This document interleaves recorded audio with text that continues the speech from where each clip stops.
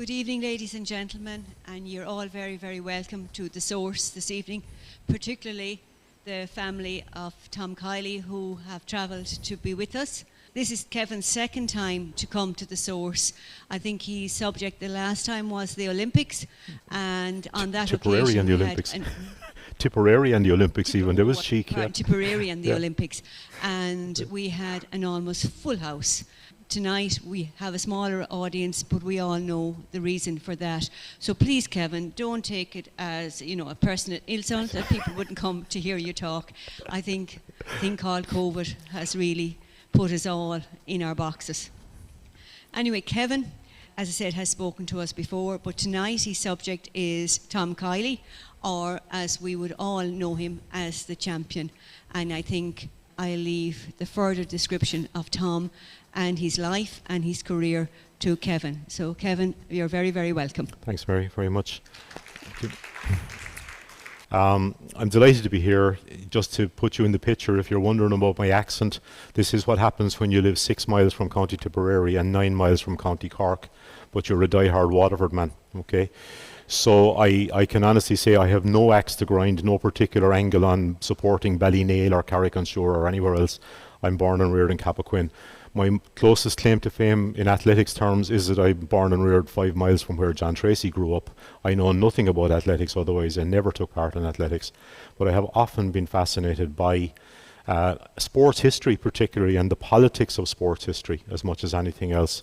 I want to start, if you don't mind, with a slide just to remember two people, because just a couple of weeks ago we lost the man on the right, Tom Kiely, who I've described in the book that I did as the most important source for me in terms of information and understanding. Facts are one thing, but understanding of Tom Kiely, the champion, is another thing. I'll come back to Tom in a minute because we were very good friends. The man on the left is Con Casey, who is another grandson. And if I can tell you just briefly how I met Con, I was asked to do a talk in Waterford about a guy from Cappoquin, Michael Kavanagh, who actually was Thomas Francis Maher's secretary in the United States. And I was chatting away to what I thought was a Waterford crowd in Waterford City, talking about two fellas from Waterford.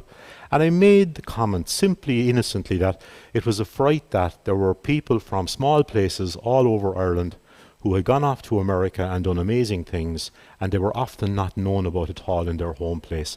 And I gave Tom Kiely, the champion, as an example. And this big 6'2" fella came up to me afterwards and he says, he was my grandfather, he said. That was Con Casey, who died. Con is dead since maybe earlier this year, was it? I think, But the two of them were a great help to me. And I'll come back to one memory that both your Tom and Con had, which is quite funny. But as I just wanted to remember them before I go any further. Tom Kiely, the champion, is who I'm going to talk about from now on, so, okay? Came from Ballynail, just outside Carrick-on-Shore. You don't need me to tell you that. I would have more trouble knowing where Ballynail was. We're coming from where I'm from. But I've done a map there showing the various places that are associated with Tom Kiely, fanning out from Carrick-on-Shore, mostly to the northwest of it. Ballynail itself, Corradobin, Ballynail, just up to the top left on the Callan Road. Then Ballynail village itself. And then there are places like Ballinadorka, Mullack and Shawfield. And Tom Kiely, the champion, lived in or had land in all of these places at different stages of his life. On the left-hand side, you can see his mother and father. It's hard to know. The father is a very fine, tall man, but the mother looks quite tall as well, considering that people nowadays are several inches taller on average than people who lived in the 1860s and 1870s were. Tom Kiely was born in 1869, so that photograph is 150 years ago. And they both look to be very, very tall people. So it's not surprising that Tom, the champion himself, was a very tall man for his day. One thing that I wanted to try and do tonight is to get across that the story of Tom Kiely is not just a sports story. In my view, from the bit of research that I've done, the newspapers and the various archives, the land deeds and things like that, what you get is a very interesting picture of what life was like in Ireland after the famine.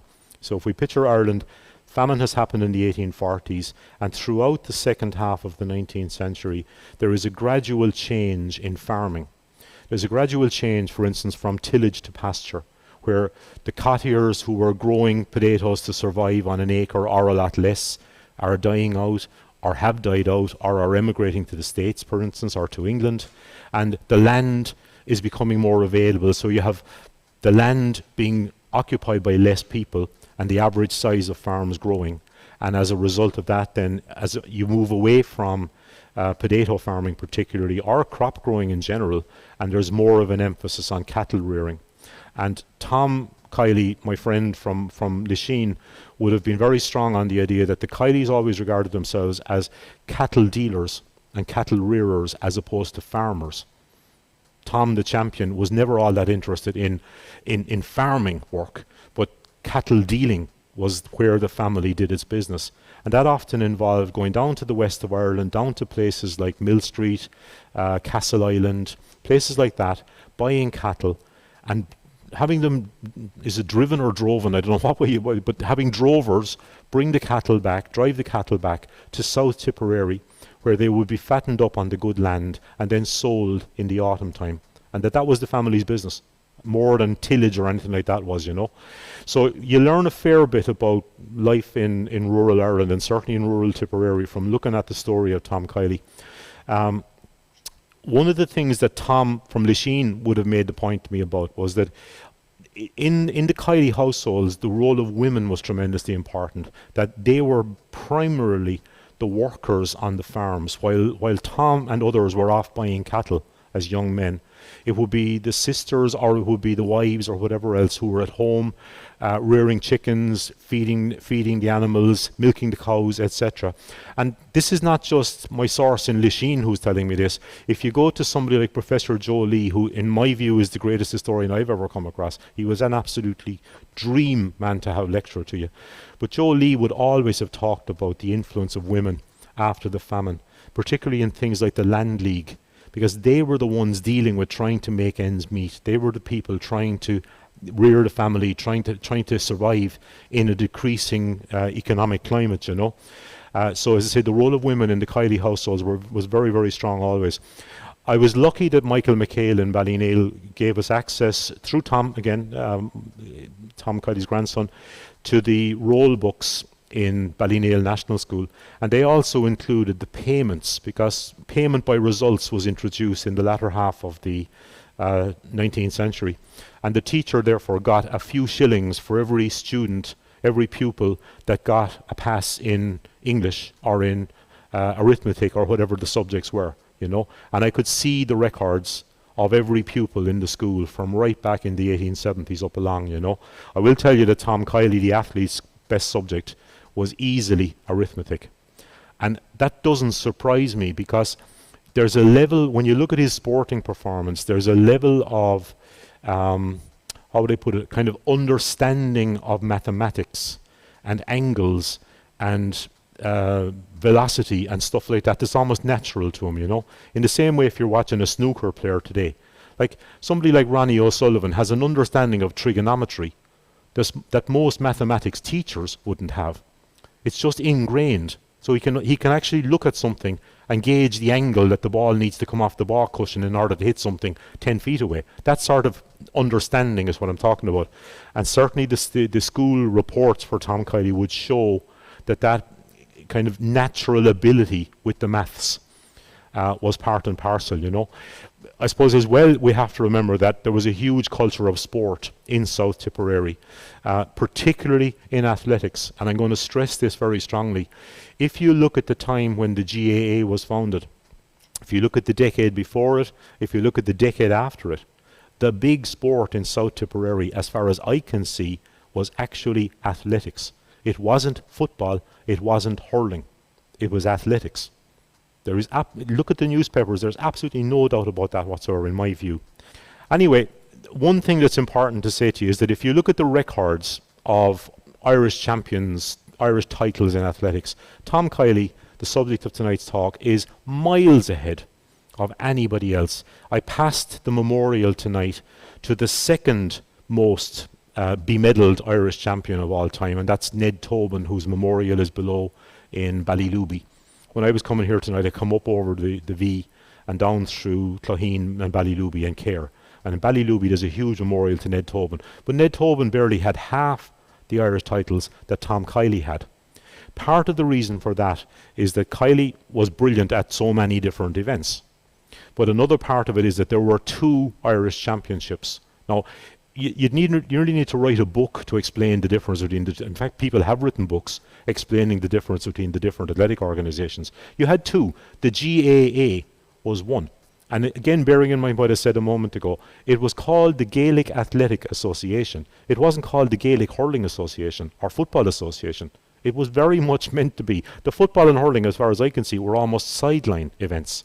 They were almost novelty events for a few years. They weren't happening at all, in fact, in some parts of South Tipperary for a long time in the 1890s. But in terms of Gaelic Athletic Association titles, Tom Kiely won 38 titles in 10 different events, mostly weight throwing and jumping. He was also very good at what we would call today the 110-metre hurdles. In those days it was 120-yard hurdles. And he detested running any further than that. I'm quite happy to say that. If you look at all of his involvement in athletics, if he was asked to run half a mile or something like that, only if it really mattered would he do it. He would jog. He just felt that if he had won the Allround Championship after 9 events, the 10th one, this race, this run thing was, But the other thing is that the Gaelic Athletic Association was perceived as a nationalist organisation. It was a nationalist organisation. To some extent, it was a Republican nationalist organisation at times. But you also had a more moderate organisation, the Irish Amateur Athletic Association. Now, to say that this was a pro-British organisation would be extremely unfair, but they were more closely aligned to the English Athletic Association, for instance, the 3As and so on. But they did contain quite a lot of ardent Irish nationalists, people who protested at the Olympic Games about waving Irish flags and things like that. So it's harder to just explain in 3 sentences.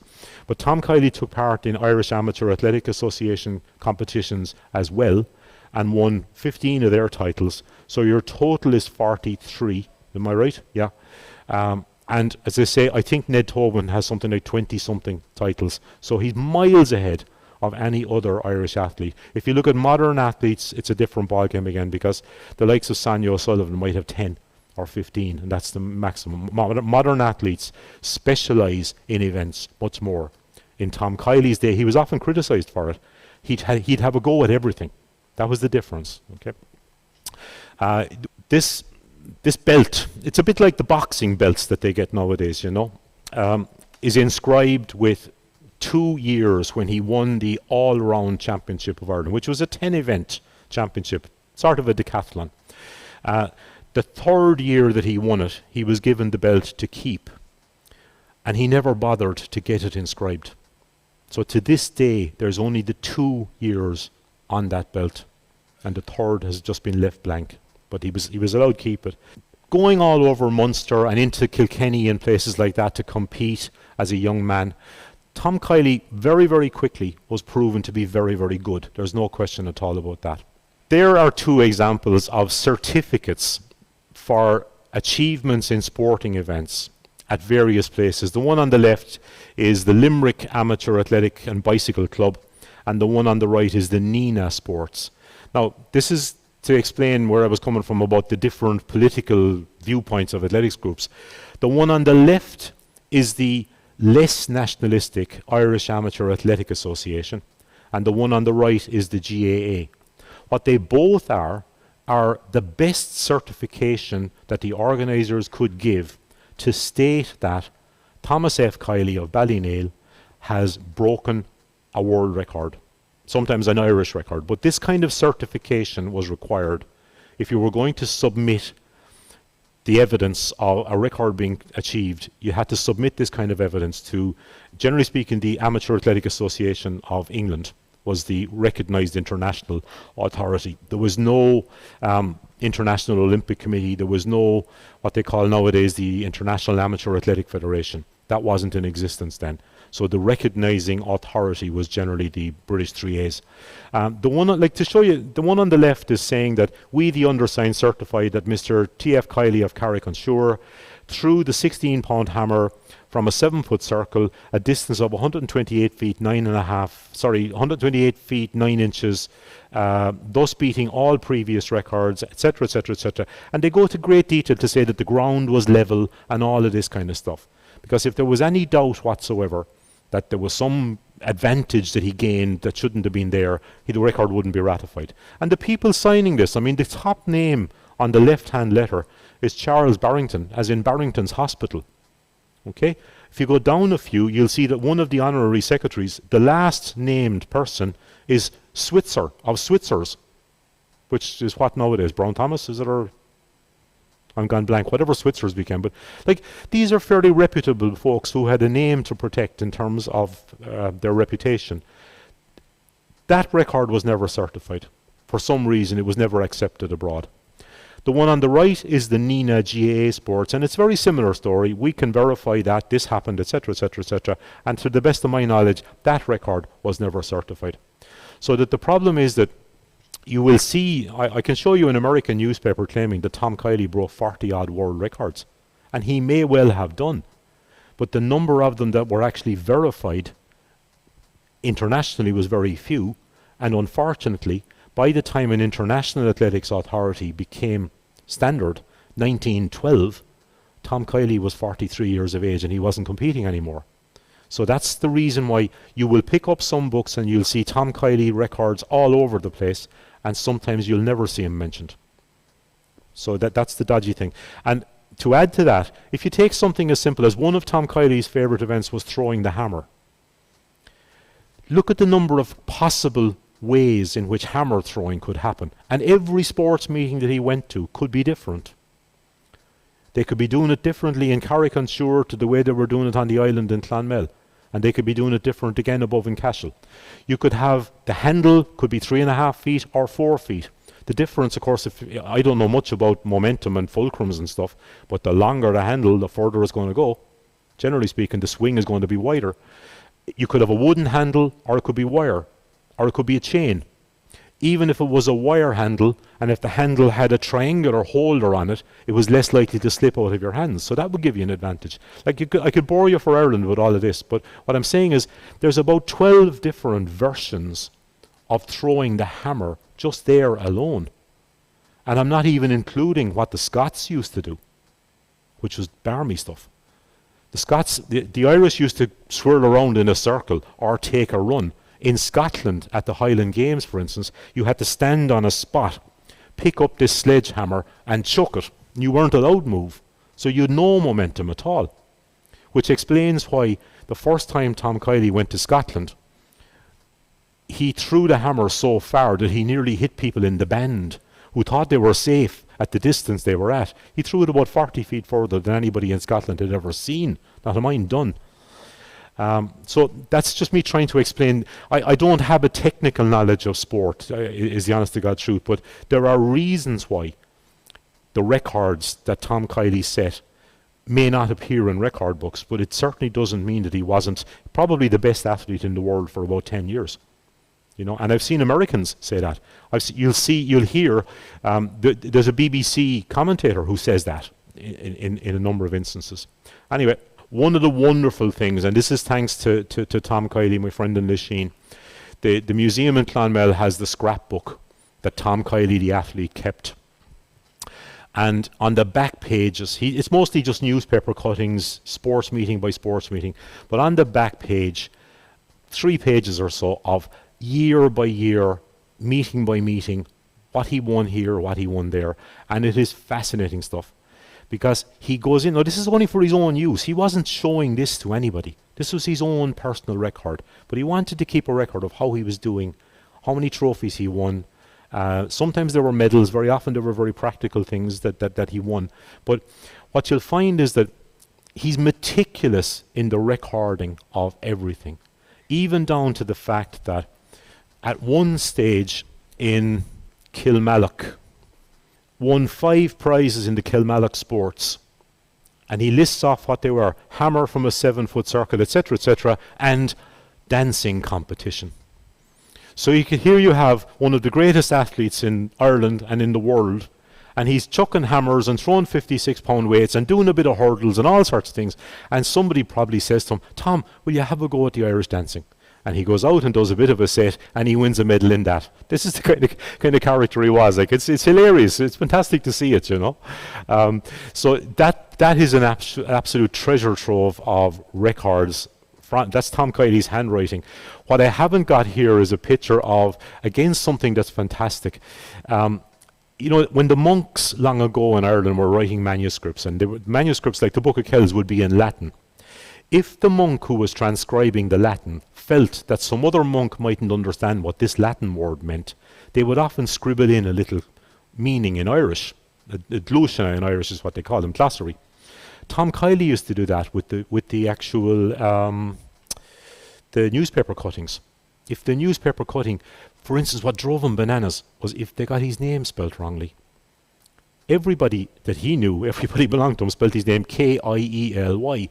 There were newspapers, particularly Dublin ones, that constantly spelt him Keily, and he would go over that mistake with a little black pen and make the correction, just for his own benefit. No, as I say, he wasn't broadcasting this to anybody, but he was that meticulous in his approach to everything, you know. When I say, it's very easy to stand in Tipperary and talk to people from Tipperary, some of whom are relatives of Tom Kiely, and say what a great athlete he was. Nobody's going to argue with me. But the reality is that if you look at any comparative yardsticks that you can get in the 1890s, now bear in mind that Tom Kiely was essentially an all-round athlete. If you look at something as recent as the European Cross-Country Championships in Dublin last Sunday, there was a separate category for under-20s and another category for under-23s. And then there was the senior category, which is saying that an athlete is not in his or her prime at the age of 23. You're still relatively junior by comparison with people in their late 20s. Now, this is even more true of weight throwers.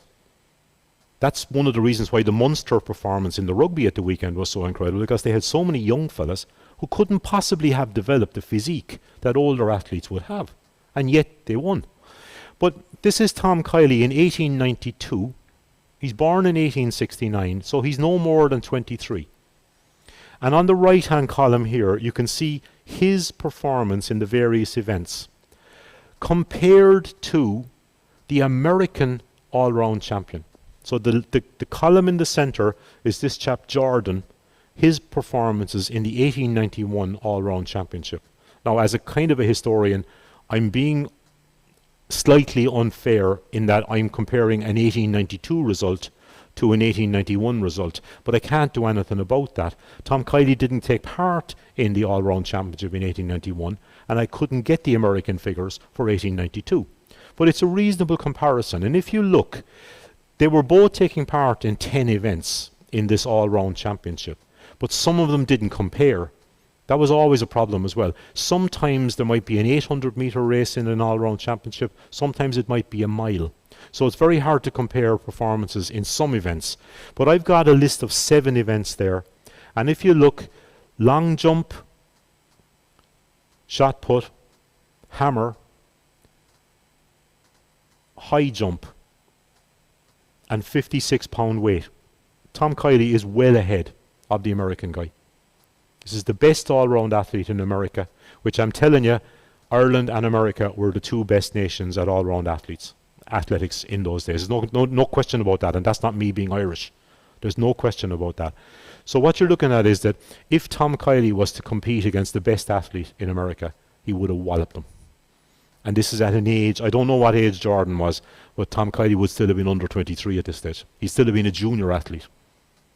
Okay, and that's like, you know, as I say, it's hard to be right about statistics at this time when you're talking about records. But those kind of statistics are undeniable, you know. One of the great contributions that Tom Kiely made was the first annual international athletics contest between 2 nations, excuse me, anywhere in the world, was between Ireland and Scotland. And Tom took part in 8 or 9 of these, practically every year for about 9 years. I think he missed one. I think that's him there in the front row, 3rd from the left. I think I should have checked that, and that looks like him anyway there. But that's a mixture of the Irish and the Scottish guys together. Now, if I can go back to the politics for a second. The Scottish Athletics Association was linked to the English Athletics Association, and so was the Irish Amateur Athletics Association. So most of the athletes here are wearing this little tree shamrock thing in the top of their vest. That's the Irish Amateur Athletic Association logo. You will notice that there's a guy in the middle there in the front row with a big single shamrock. That's GAA. That's the GAA logo. Now, I'm not saying how did he get in there. It's not that, but he actually got away with wearing a vest that wasn't his organisation's vest, if you know what I mean. But the text there is from the Scottish Referee, a local newspaper, and it talks about the Irish came over not really thinking they were going to beat the Scots, and they spent most of the day eating ice cream because it was an awful hot day in Edinburgh, and there was a big festival on there, so the Irish seem to have had a ball, including Tom Kiely. So here we are preparing for an international athletics competition by eating ice cream all day the day before. The funny thing of that day is that he took part in and won the weight throwing events, the stuff he was supposed to take part in. The story is that he was back in the tent putting on his clothes when somebody said, listen Tom, we're stuck. One of the Irish, there were 2 Irish and 2 Scots in every event, and the story is that one of the Irish long jumpers couldn't compete, he was injured or something, and they said, would you ever go out and have an old go at the long jump? And he went out, and not only did he have a go at the long jump, but he won the damn thing. Okay, now this is a weight thrower. It's unheard of. I mean, if you asked a modern Olympic athlete who throws the hammer or throws the shot or anything like that to go out and win the long jump, it ain't going to happen. No more than a long jumper is going to win a weight event. That's one of the incredible things about Tom Kiely, you know. So look, you can read that for yourself. What I will say to you is, look at the last paragraph. His figures were marvellous, the Scots were defeated, and away to the listening hills went an Irish cheer for the standard bearer of Knocknagow. Now, this is a harping back to Matt the Thrasher and all of this sort of stuff, back to Charles Kickham and so on. Because remember, Matt the Thrasher was a hammer thrower. Isn't there a famous scene, and I've never read it, but I know there's a scene in it, where he defeats the local landlord in a competition to see who can throw the hammer furthest? Well, what I'm getting at is that by now, at the age of 25, Tom Kiely is being compared to Matt the Thrasher. By now, at the age of 25, if you pick up the Nationalist and a few more newspapers in Tipperary and elsewhere, you'll find people talking about him as the champion. Even at 25, he's being seen as the great hero of Tipperary when they're talking about Knocknagow, but of Ireland, you know. That's the list of all of his performances in the various internationals against Scotland. The only thing that's relevant there is that he's first or second most of the time. There's the odd time when he just takes part in an event to make up the numbers. But he religiously competed on behalf of Ireland in these competitions. Every second year he'll be in Scotland, then in Ireland, then in Scotland, then in Ireland. One of the things I don't know, and Tom, my friend in Lachine, didn't know either, that one of the places that the champion lived in was called Shawfield. And we never were able to figure out if the name came from Scotland, because one of the venues, it's a dog track I think nowadays, but one of the sporting venues in Scotland that Tom would have been familiar with was Shawfield. I have a feeling some crowd like Ayr United or one of the lesser teams, it's not Celtic and Rangers anyway, one of the lesser teams in Scotland used to play soccer there as well. But I just don't know if it's connected to his experience in Scotland, to be honest with you. But and you can see like the range of events that he's taking part in, 120 yards hurdles. And by the way, if you took part in 120 yards hurdles back in those days, this was a serious threat to your health. Because nowadays, if you watch a hurdle race in an athletics meeting, not alone are they on a lovely bouncy track that's giving you a lovely takeoff. He was running in muck and dirt. But you were also, today, you take off and the hurdles have weights on the back of them, on the front of them, sorry, so that if your foot hits a hurdle, it'll go with you and it'll wobble back in place again. In other words, it won't break your leg for you. But when you were doing hurdles in those days, these were solid timber fences that Arkle would have been challenged by. Not to mind a human athlete. Okay, so 120 yards hurdles, high jump, long jump, shot put, you name it, he was having a go at, you know. Another thing that's interesting is that while yes, by sort of 1900 you did have decent inter-county competitions going on, you know, probably most of you will know more than I will, that you know, if you drive around Horse and Jockey or Tubberladora and places like that, you'll see the memorials to the local club team that represented Tipperary and won the All-Ireland in such and such a year, right? Inter-county hurling and football was essentially club competitions. But athletics was actually more advanced. So you'll find in 1900 an entire Tipperary team. That's the photograph of him there. Tom is the guy in the centre with the sash.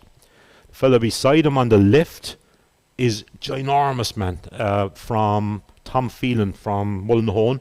They're from all over Tipperary. Paddy Ryan, who would be from Palace Green, if you take it technically in Limerick, but Paddy Ryan's people are up in the Cashel Palace Green side of things big time, is Paddy Ryan is third from the smallish enough guy here. He went on to win an Olympic weight throwing title as well. He's only a young fella there. But they took part in a competition. That's the Fraher Field in Dungarvan. If any of you were trying to watch the Ballygunner Lockmore match on Sunday, TG Carr eventually gave up trying to film from the main slot where they had the camera because the rain was so bad. But directly behind where that camera was positioned is where that starting, the wall is still there, in fact. That wall is still there in the Fraher Field behind Tom Kiely. The athletes there in the starting line, Tom is the one on the right-hand side, taking part in probably a hurdles race at the time. But they beat Cork by 67.5 points to 27.5. The first athlete got 4 points, the second athlete got 3, the third got 2, and so on. Tom Kiely nearly beat Cork on his own that day. He scored 20 points for Tipperary, so 5 firsts in 5 different events. The whole Cork team put together scored 27.5. You know, there was another one of those as well in Dungarvan, but I don't have the details of it. Also went over to England, took part in the English 3A's championships. The picture on the left here I got from a friend of mine, Tom Hunt, who couldn't make it tonight. He's above at a Westmeath County Convention, GA.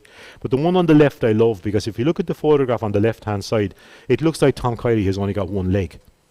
And that's because the poor cameraman, with the shutter speed that they had in like 1900, 1901, the camera couldn't catch the speed that he was actually turning at. That's why he looks like he's only got one leg.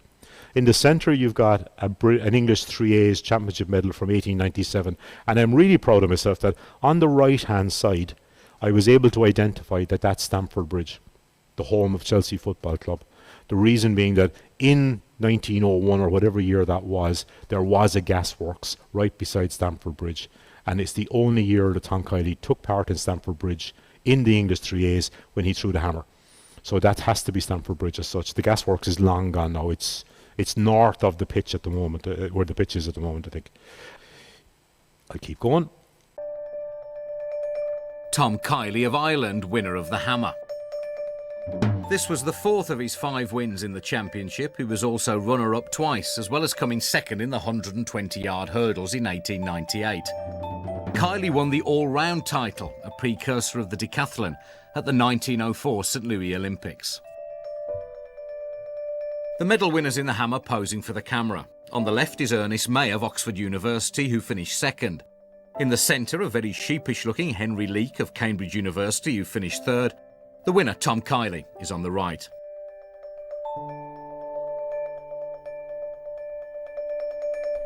The 3 medal holders in the hammer are shot in action. First, Ernest May, followed by his fellow Englishman, Henry Leake. And finally, the gold medal winner and one of the greatest athletes of his day, Tom Kiely.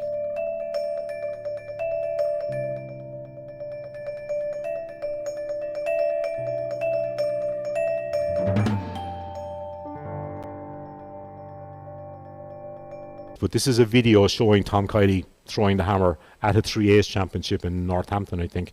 What's interesting is that you see that he's throwing against 2 other athletes, one from Oxford and one from Cambridge, but the difference between the 3 of them is just incredible. He threw it about 12 feet further than either of the other 2 fellas. If you imagine that a hammer was 16 pounds or as close to 7.5 kilos, it makes no difference, right, in weight. And the athlete is going to swing it up over his head once, maybe twice, and now it's going to start pulling him away. You're going to start falling. I would certainly start falling over if I started to try to do this. And then he's going to start turning around. The other two athletes manage to get it up over their head twice, one of them maybe once and a half. Then they swing and then they fling it. Our man from Ballynail picks it up, waves to the crowd to get him to go back. Quite genuinely, he says, lads, you better move a bit further back, okay? And then he swings it around his head 3 times, and then he swings around in the circle 3 times and lets it go.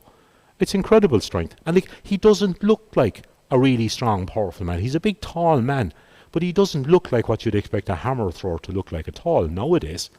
But he had that incredible ability. And then back to the mathematics, that skill, that timing, that understanding of balance and everything else, that just seems to have come naturally to him. It's a BBC film that was made of various events around England. There was another one made in Ireland, in fact, Liam Hennessy tells me, from Setanta. But the one in England caught Tom Kiely in action. And this is where Adrian Childs, the commentator, who's still very much alive, describes Tom Kiely as one of the greatest athletes of his day. The various hammer results, there's one kind of downside to this. These are Tom Kiely's performances in yellow in the English Championships. So he ends up with 5 3A's medals, gold medals, and 2 second places. The one thing I want you to look at, if you get into sports statistics and things like that, is that he's throwing 43, 45. The best throw he makes is 45 metres. I have no idea what number of feet that is. That was actually the day he beat the 2 lads from Oxford and Cambridge. But I'd like you to look at 1896, before the 3 Tom Kiely wins in a row. There's a guy there from Kilfinnan called John Flanagan. And John Flanagan won the title. Kiely wasn't there, with 40 metres. No big deal. Tom Kiely was well able to throw 40 metres and more. But if you look at 1900, come down below the 3 Tom Kiely yellows and you'll see John Flanagan. He's now John Flanagan USA. And he's now throwing 49 metres 78. Now that's nearly 10 metres. So he's now throwing about the distance from where I am now to the exit sign, further than he was. And it's not like he's no spring chicken, this guy. He's well into his 30s at this stage. But the difference is he went to America. He went to America and specialised only in hammer throwing, while Tom stays in Ireland and keeps chucking everything, running everything, jumping everything. It's just a different philosophy, right? Flanagan went to America, and you'll see the difference in terms of the money, the sponsorship, the money that was possible to make from advertising, from endorsing sporting goods, the training methods, everything became so professional in the United States. It was incredible. So that this is the period when you see, I won't say athletics declining in Ireland, because that's not fair, but when you certainly see athletics being taken to a new level by the likes of the Americans, a level that the Irish were never going to reach again. Okay, they were great friends, by the way, John Flanagan. John Flanagan came home to Ireland, and as far as I know, but I'm open to contradiction on this, when Pat O'Callaghan was throwing the hammer in 28 and 32, I think John Flanagan was involved in training him at some point. But I'm open to contradiction on that. There weren't any, Tom Kiely, there was no Irish athlete of any significance at the first Olympic Games. But I can tell you that if somebody like Tom Kiely had been at the Olympics in 1896, it would not have been any surprise had he won 5 gold medals. His normal performances at any sports meetings were better than what won the Olympics in the hurdles, the long jump, the triple jump, the shot put. And there was no all-round event. There was no 56-pound event. And believe it or not, there was no hammer event. And if you've ever been in the stadium in Athens where this was held, you'll know why. The stadium was long and narrow. It was a totally different shape to your modern athletic stadium. So they couldn't risk having a hammer event because it would have ended up inside in the crowd. You know? But had there been the top quality Irish athletes at those Olympics, they would have done serious damage. I don't mean to the crowd. They would have won medals all over the place. Became a celebrity. I mean, the photograph on the left-hand side is a studio photograph, again from the collection that the Kiely family gave to the museum in Clonmel. Beautiful photograph with some of his medals, and that's the belt that I showed you earlier that he never bothered to get the last date inscribed in. And on the left-hand side is, this is kind of sad in a way, The smaller chap standing beside Tom Kiely holds the record for being the world heavyweight boxing contender who lasted the shortest amount of time in a world championship fight. A fellow called Jim Roach. He was knocked out in the first round in some world boxing title. I think it was held in Dublin, if I'm not mistaken. I'd have to double check that, just at the back of where Hawkins House used to be in Dublin. But this is like a world heavyweight boxing contender posing with Tom Kiely, not the other way around, right? He would have been thrilled to have the chance to pose with this guy. I mentioned earlier about all the variations. I mean, oftentimes Tom Kiely might travel someplace like Banteer, which would take 3 train journeys. To get from Ballynail to Banteer, you're hopping on a train to, where am I going now? We're hopping on a train heading to Clonmel or heading to Limerick Junction. Get to Limerick Junction, get from Limerick Junction to Mallow, and hopefully there'll be a train from Mallow heading for Tralee or Killarney that you can get to Banteer. He might buy a few cattle down there at some stage and then take part in the sports and take 3 train journeys back again. But when you arrived at the sports meeting, you had no idea what type of a hammer, what type of a shot put the locals would provide for you. So there's 2 pictures. That's in Dungarvan. Again, the one on the left in the square box that he's been asked to stand in to chuck the thing. That day, it's apparent that there were 10,000 people at the venue. Now, if I said to you that that's probably around about 1900, the first time the 10,000 people attended an All-Ireland hurling final was 1910. This is well before that, and the newspapers will tell you there were 10,000. And look at the crowd outside the railings watching this. It's an athletics meeting. But there he's standing in a square throwing a round shot, and on the one on the right he's throwing a square shot from a round circle. So you're stuck with whatever the local people kind of felt was the way to go, was what you had to do as an athlete, you know. Back at home he was having trouble with his father. The father never liked Tom, from what I can gather, and I mean, Anthony, you remember us talking about this before, that Tom's father was always concerned that he was missing work on the farm and things like that, and you know, there was always that tension there that when he was toddling off to sports events and toddling off down to West Cork or up to Dublin or whatever else, there was work to be done and there were cattle to be fed and so on back at home. So that tension was kind of always there, you know. Not to mind the fact that the local GAA club in Grange Mokler put a lot of pressure on him to get involved and to play matches and stuff like that. You'll find him refereeing matches in Deer Park for the Davins when there were big matches on there.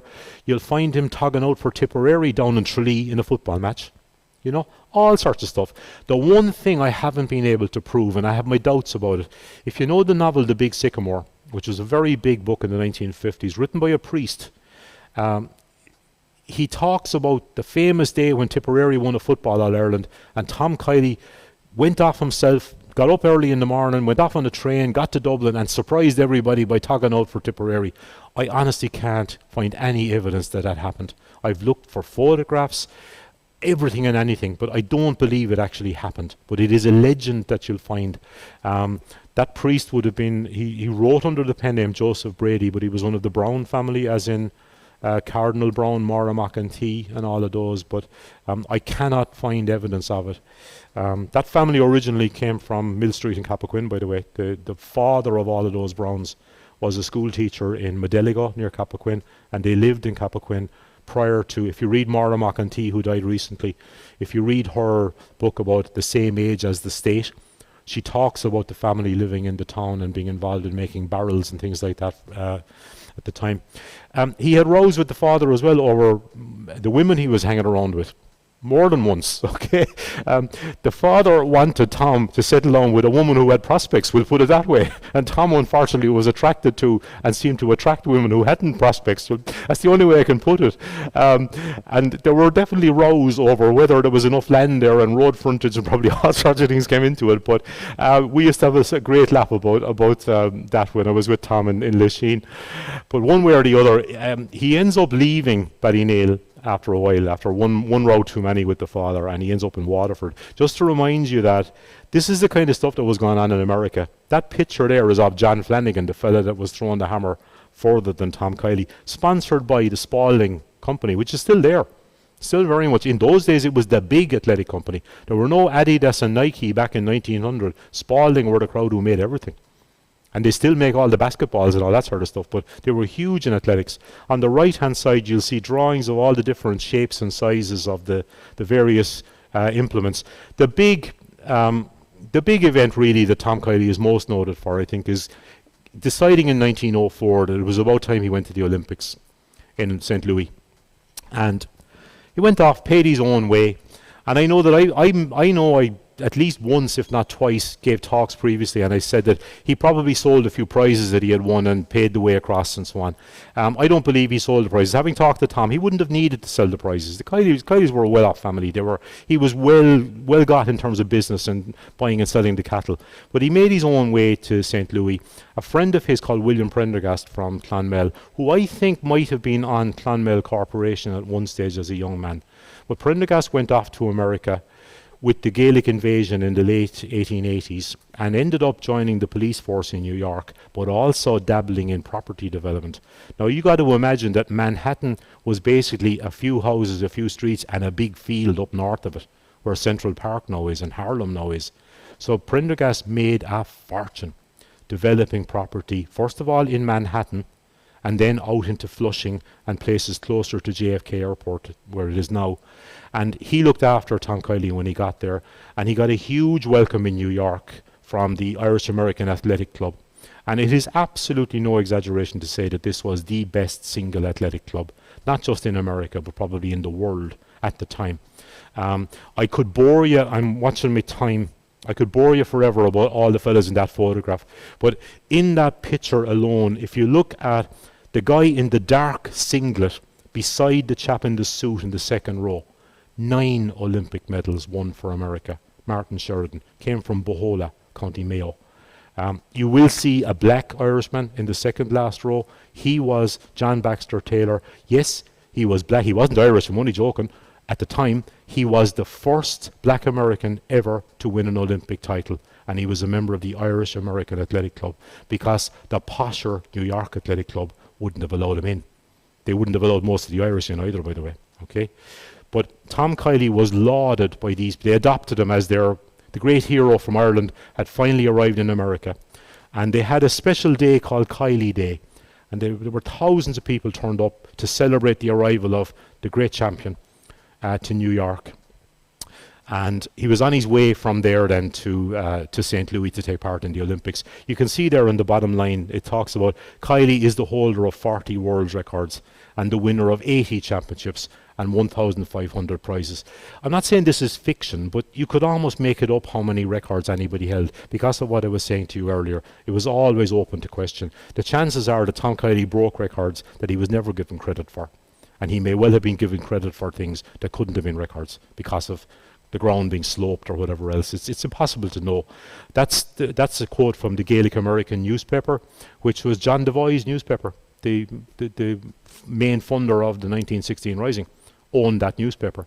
Tom Clark of 1916 Rising was one of his staff at the time. In St. Louis, he was there to take part in what they call the Allround Championship of the World on the 4th of July 1904. Now, this was a 10-event championship, nowadays the decathlon, but still called, the only difference in the American one was that they called it the All-Around Championship, whereas here it was the All-Round. So the spelling is what all the difference is. So he took part, the first 3 events, not so good.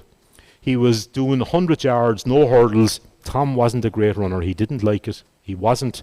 The hurdles skill was his jumping skill, not his speed. So 100 yards wasn't great, and he didn't do fantastic in the shot put. So after 3 events, he's actually 6th out of 6. And all these events, by the way, take place in one day, on a miserable wet day. However, the weather was so bad in St. Louis in July, I don't know. But everybody commented on it being like a pool that they were running in. But after 3 events, here was the great champion of Ireland, the supposed greatest athlete in the world, and he's in last place in these Olympics. Not looking good. Things get a bit better, because things get a bit better when we get to an 800 yards walk. He did take part occasionally in walking races. There weren't many, but you get the odd walking race in Carrick and things like that, all right. The hammer, no big surprise. He wins the hammer. And the pole vault, now I wish my friend Liam Hennessy was here, because Liam Hennessy is a former Irish pole vault champion. I have never, Tom Kiely was 34 years of age here. And trust me, and Des will bear this out, I have gone through and Mary will bear it out, I have hounded you for every local newspaper, every copy of the Nationalist, week in, week out, all throughout Tom Kiely's career. I have never once found a record of him doing the pole vault. Never. So here he is, 34 years of age. He didn't bring his own pole with him, obviously, across the sea to America. And rocks up, and he does 9 feet. Now, that doesn't sound a lot.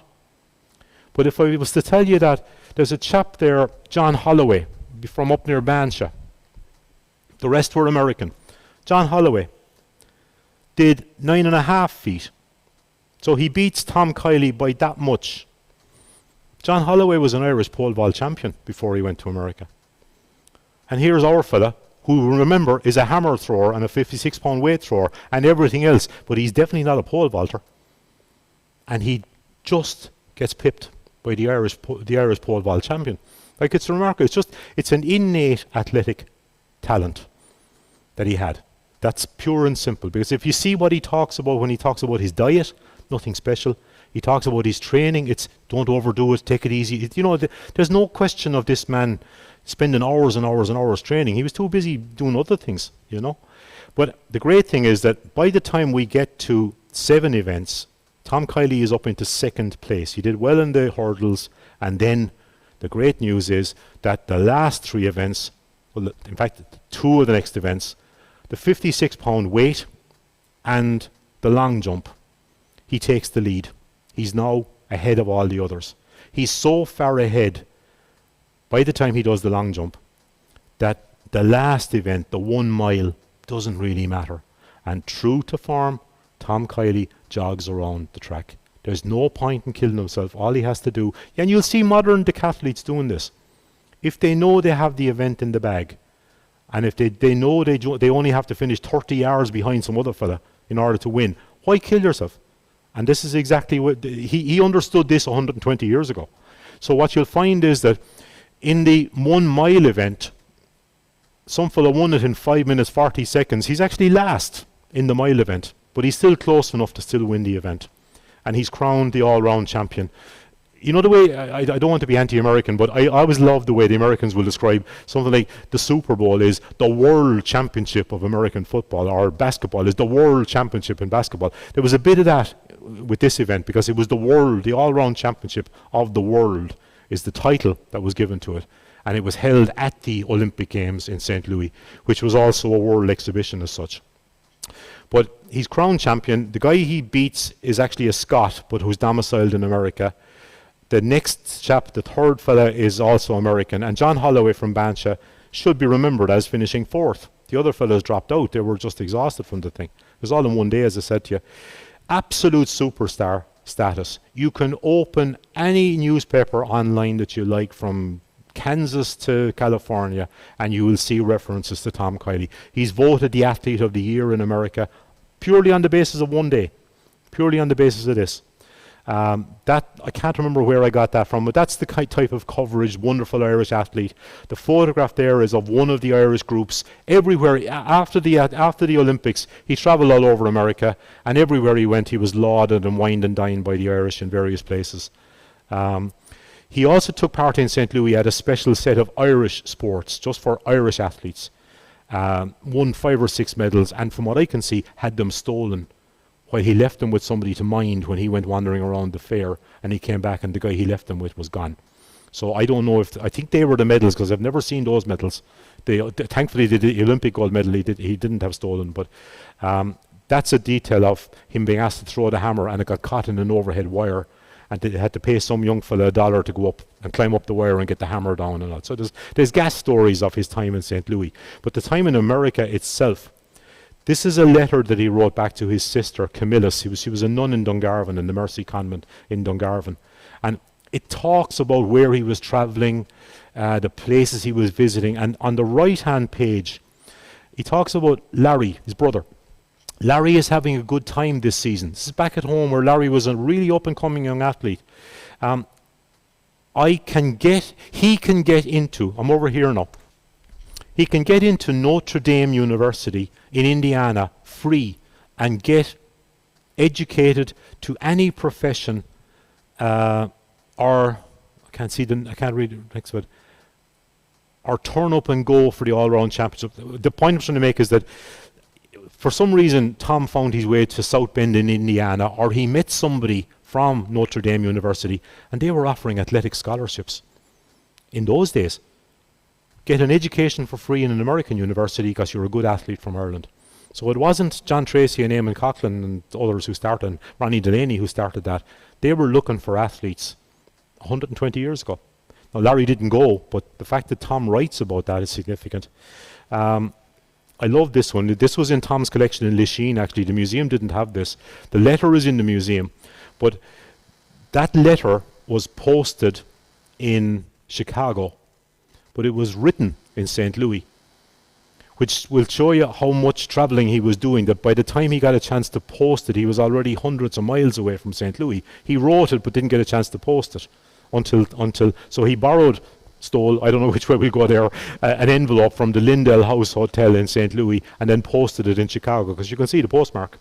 So he was having a ball traveling all over Milwaukee and all sorts of places like that. The final night before he left America, it was a big do for him in Sulzer's Casino in Harlem, where the Irish American Athletic Club and many others, people from the fire department, the police department and everything came, gave money. The cup, Marie, I'm going to say this and your insurance is going to skyrocket. The cup that you're looking at there is in the museum in Clonmel. It was presented to Tom Kiely, and in 1904 it cost $1,000. What it would sell for today, God only knows. But I actually regard this cup as a very important historical document, because the inscription on it, there are people who will argue that Tom Kiely didn't win an Olympic medal. He did. The proof is that at the time, the people who wanted to celebrate his victory in this championship decided to say, Thomas F. Kiely of Ireland, all-round champion of the world at the Olympic Games, St. Louis, USA. We have to understand that the Olympic Games today are a completely different animal from the Olympic Games of early times. There were no 5 rings on the flag. There were no lighting the torch. None of those things. They're all later. Some of them are much later. Berlin Olympics in 36, some of them. So that when Tom Kiely went over there, he regarded the championship he was taking part in as the all-round championship of the world. If you won an Olympic title, it was regarded as a world title, and vice versa. There was no world championship separate from Olympics. It was the best thing you could win. And the cup, the way it's inscribed, shows that. The other thing that's important, that's a letter, by the way, just inviting all and sundry to the celebration. The 3 names at the bottom there, I think, are all Tipperary people. For definite H.W. Harding, it's Carrick-on-Suir as far as I know, but I'm open to contradiction. Remember, I'm from what you would call the wrong side of the Knockmill Downs. Okay, I think he's Carrick-on-Suir, but I could be wrong. There's the medal, and there's Anthony with the medal. The medal itself is presented by the Amateur Athletic Union of the United States, because their commander-in-chief, James Sullivan, was also the head of the St. Louis Games. He literally walked 6 blocks over from his office in Manhattan and ordered the medal, along with all the other athletics medals, from the same jewelers. Marie, in the museum, you've had that actually assayed years back by a jeweler, and the medal is actually slightly larger and probably slightly more valuable than the other Olympic athletic medals that were awarded at St. Louis. The reason I'm saying this is because the other athletics events were not held till late August. And that's one of the reasons why people say, oh, what he took part in wasn't an Olympic event. It was. It was the all-round event on the American national holiday. It was actually a bigger event. And no surprise that the medal is bigger than the rest of the athletics events. That's what I'm trying to say. To explain that in further, what did an actual Olympic medal look like in 1904? There is no answer to this. Because if you look at the top left, that's the golf medal. If you look at the middle up on top, the one with the sort of coloured patch, that's the other Olympic athletics medals that were given months later for the various events. If you look at the bottom left-hand corner, you'd be there forever trying to guess what that is, because it looks like somebody wearing an old-fashioned pilot's helmet. That's actually a basketball medal from St. Louis. And I have absolutely no idea what the dark one there in the lower centre is. But they're all examples of Olympic medals from St. Louis, up against Tom Kiely's on the right-hand side. So it's impossible to say that somebody won an Olympic medal or did not win an Olympic medal. They were all different. Like, there were guys credited with Olympic titles at the Paris Olympics in 1900, and they won umbrellas.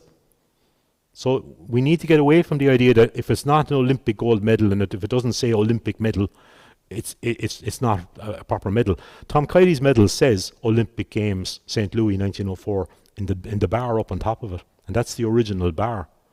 I think the medal originally had a red, white and blue ribbon on it, and Tom got a green one on it when it got frayed over the time, you know. But there is absolutely no doubt that that's an Olympic medal. You just have to remember that there was no such thing as a standardized medal in those days. That's the difficulty that people can have. He came back to America. You know, he's now pushing 37, and he enjoyed himself so much in America that he came back again. No, he wasn't even competing in Ireland, but he decided to come back in 1906 to take part in another Allround Championship of the world. And by the way, he won that as well. But what I found funny, there is a gold watch that he was presented with by the Irish American Club of New York. And they asked him one day, would he ever referee an old football match in Celtic Park in New York? Boy, I reckon he regretted it. Now, he might have been used to refereeing matches in Deer Park. And I make the comment in the book that, you know, if you had an Olympic standard weight thrower referee in matches, maybe there'd be a lot less discipline issues in modern games. But he had war.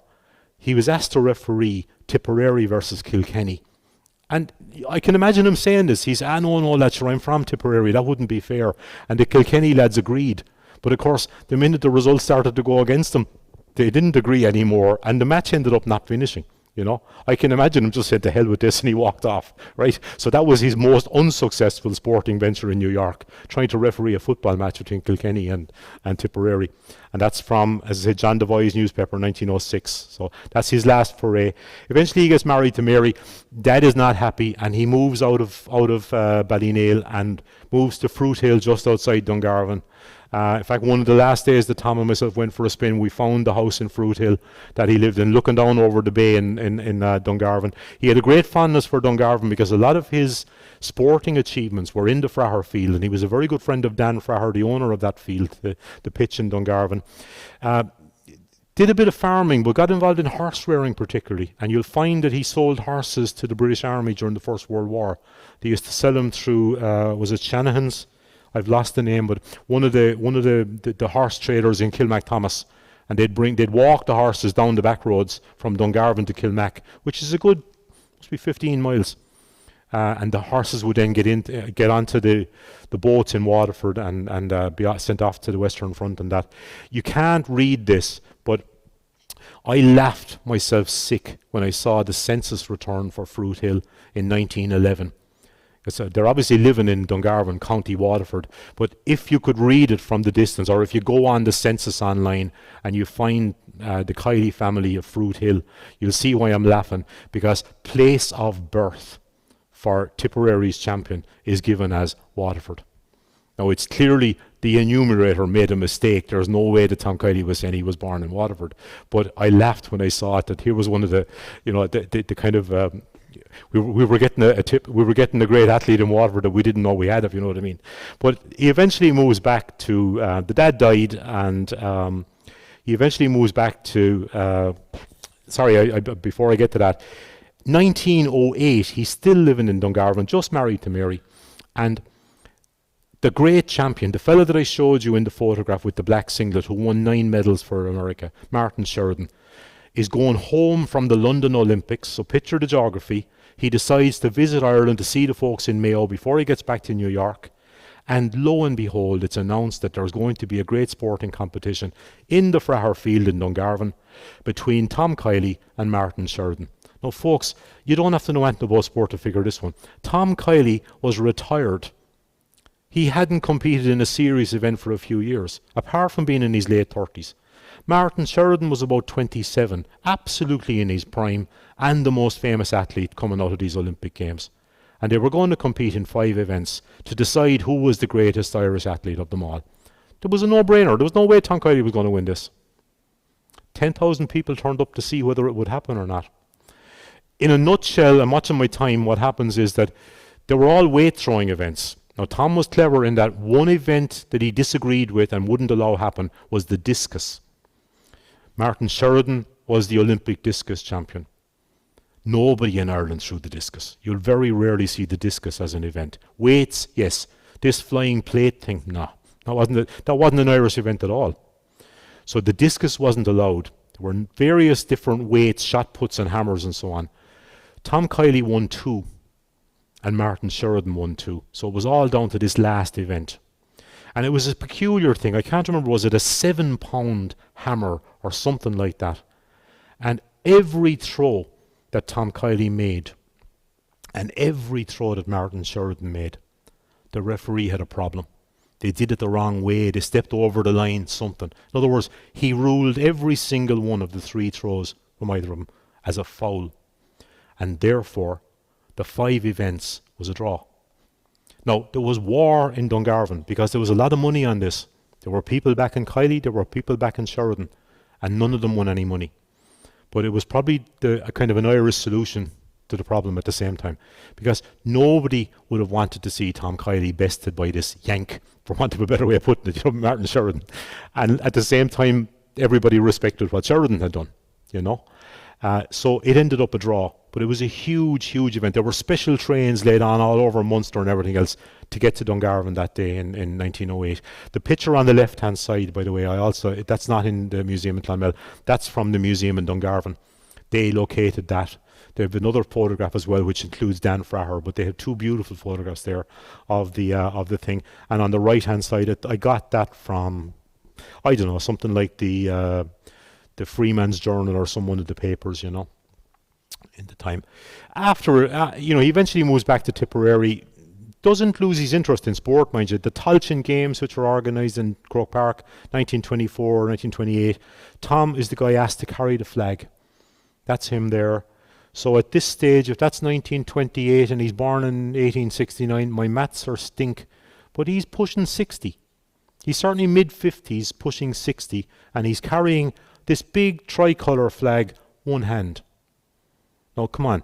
You'll see these ginormous Russian weightlifters at the Olympic ceremony and they're showing off how strong they are carrying the flag. This man should not be able to carry this tricolour in one hand like that. And there he goes. There's a lovely, I'm sorry if I'm going on too long, but there's a lovely little anecdote. Do you see the 2 Irish wolfhounds? The further back one, some of you might remember Fred Cogley, who was a rugby commentator on RT for years. His dad, if you can remember further back, was Mitchell Cogley. Believe it or not, the young fellow with that Irish wolfhound, the one on the right-hand side, is Mitchell Cogley. But there's a great story that as they were lining up outside Jones's Road, before the parade for the Tailteann Games started, Mitchell Cogley's Irish wolfhound bolted and ran off down the road, and the whole start of the thing was delayed by about 20 minutes before they found the dog. Somewhere heading towards the city centre. Okay, but that's Tom being honoured as the flag bearer, and there are Olympic champions and former Olympic champions all around him, by the way. But he's the guy asked to carry the flag in the 1920s. Back at home, as I said earlier on, he has various farms, mostly around Ballynail. Greg would be closer to Carrick-on-Shore, I suppose would be correct. Would that be County Kilkenny? I think is Greg in County Kilkenny, that the farm where he had there, rather than Tipperary. Anthony, would you know? It's closer to Kilkenny anyway than I think, but hardly took a drop. Tom would have told me that he might have had a small bottle of Guinness every Friday with his brothers. That'd be about standard. They'd have a chat about farming and how things were going and so on. Invested in stocks and shares, and I showed you Con Casey and Tom Kiely earlier, and they both had the same memory as kids visiting the farm, and that the reports from the stockbroker of how the shares were doing were used as toilet paper in the outhouse. And that was, they both had the same memory, and I just laughed when, I mean, it's so sad that the two of them are no longer with us, but they had the same memory of the toilet paper in the outhouse. They were actually bulletins from stockbrokers that he was using. Very interested in horses and greyhounds for all his life. Went for daily walks down to visit the Davins and Deer Park. Hated, Second World War, hated the fact that he was forced to do a bit of ploughing and to plant crops and so on under the compulsory tillage order, because as I said to you at the start, they would always have regarded themselves as cattlemen, not tillage. And this hassle of having to they bring combine harvesters and all sorts of things like that, they wasn't what he was into at all. And was a great friend, but had great banter, negative and positive, with Pat O'Callaghan and many others over the years. There were great stories. Tom told me great stories about when Pat O'Callaghan would come to visit old Tom Kiely, and they'd sit outside in the sun chatting, and within 5 minutes there'd be a row. Absolutely certain there'd be a row about something. And they'd be the best of friends then the following day, and then there'd be another row about something else. There's that kind of a great dynamic between the two of them. There's some lovely photos there of him later in life. That sports meeting, that group there, you can see Pat O'Callaghan, the double Olympic hammer champion. He's the one togged out, and standing beside him is Tom Kiely. So this is Tom on the right.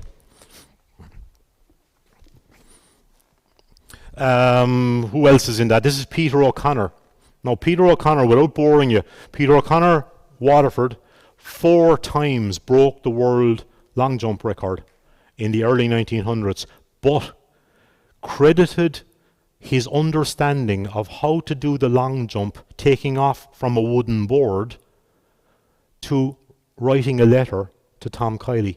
He was advised that if he wanted to learn, because this idea of having a wooden board rather than grass to take off in a long jump started in the 1890s. And our friend Tom, hammer thrower, etc., was the renowned expert in how to do it, who advised Peter O'Connor 4 times. He also won the Olympic title, but 4 times world record holder. Photograph there of him with his horse. That horse was called Irish Minister. And Tom thought it was because, as I said to you, the champion hated the fact that he was being forced to till all the land that he didn't want to till, and had a particular set against Sean T. O'Callaghan, the minister who imposed it. And when he heard that Sean T. O'Callaghan at some stage was kicked by a horse, he was apparently delighted. And I don't know whether that's the reason, but the horse he owned himself was called Irish Minister. Was also into greyhounds. A number of them were called after Shawfield, where he lived. And the bottom right-hand corner is Pat Davin, brother of Morris, and standing with a measuring tape, sussing out whether the weights that these are all the weights. Marie, you have a number of those in the museum, yeah? They're still viewable in the museum. You can see the handle of the 56-pound weight, the various hammers and the shot puts and so on. That's taken at the Davin home in Deer Park. I mean, that's at an advanced stage. That must be at least in the 1940s, I'd say, you know. So that's kind of the story of Tom Kiely. The memorial to him in Ballyneal is a beautiful memorial. I'm shamelessly plugging the book that Marie was selling outside. That's the book which will tell you an awful lot more than I'm able to tell you in the space of an hour. But in the middle, one last thought, that when Tom Kiely went to the Olympics in 1904, there was not one athlete representing Great Britain at those Olympics. There were 3 Irish fellas. A fella called Daly from Galway, John Holloway from Bansha, and Tom Kiely. They all made their own way. There was no Irish team there, but there was definitely no British team. And yet, to this day, in the records, I lifted that cutting in the middle from the official records on the web of the International Olympic Committee. And because we were under British rule, even though there was no British Olympic Association, there was no British team, he's classed as Great Britain. And it's just downright wrong. And I'm not being kind of narrowly nationalist at all. If anything, I'm a communist in my politics, all right? But I'm telling you, it's absolutely barmy for Tom Kiely to be classed as a Great Britain athlete. Athletes from Finland at that time, in the record books, are down as Finland, even though they were ruled by Russia. Athletes from Bohemia are classified as being from Bohemia in the Olympic records in those days, even though they were ruled by Austria, and they never had a separate country. But for some crazy reason, and I've had British officials admit this to me. One guy in the British Athletic Association 6 months ago said, "We stole Tom Kiely from you." Well, that's not true, but some idiot, probably in Lausanne in Switzerland, somebody in the International Olympic Committee setup has decided that Kiely is a British athlete. And he's not. He's a Tipperary athlete first and foremost. The joke is that he said he was representing Tipperary in Ireland when he was asked where he was from in St. Louis. Nobody knows if that's true or not. But he most definitely, if he was representing anywhere, it was Ireland. And realistically, athletes in those days were not wearing uniforms of countries. That only happens 4 years later in London. So it's a wrong that I think needs to be righted, that he is an Irish athlete. And that's a lot of the reason why instead of calling the book Tipperary's Champion, I call him Erin's Champion. So that's it. I hope that was of interest.